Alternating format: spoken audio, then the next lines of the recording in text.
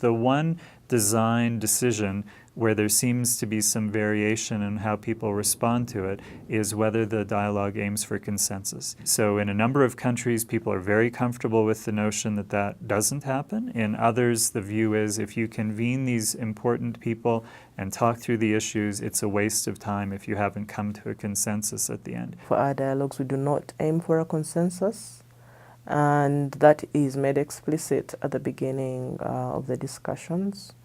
So the discussants know that there is no pressure, to have to move towards a particular direction. And I think that way it is easier for them to express what they really think or feel about an issue. Parce que la plupart des dialogues politiques doivent se terminer par un consensus. Et en ce moment, si c'est bon, ils disent nous choisissons telle ou telle option.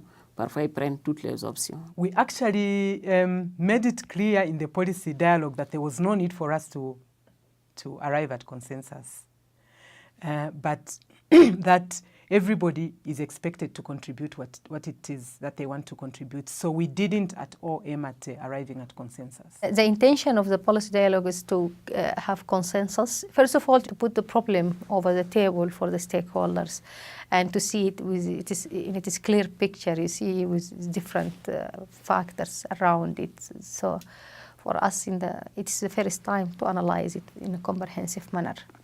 This is one. And the second one is to get consensus around the options and to see what is the best one to be chosen or the feasibility of the implementation. The countries that seem very comfortable with consensus, there's a clear explanation at the beginning of the dialogue where people say, look, it's very hard for a senior public servant or a politician to commit an organization without going back to that organization. It's almost impossible for the head of an NGO to commit the NGO.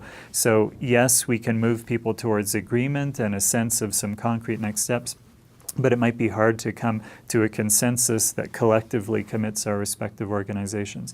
If that's communicated, most people seem comfortable with the idea, but it could still be that even if that assertion is put forward in some countries that they say no. In our political system, the way we do things is if we've got these people together, we should aim for consensus, and that's perfectly reasonable. Different political systems, different health systems are likely to lead people to want to organize dialogues in different ways.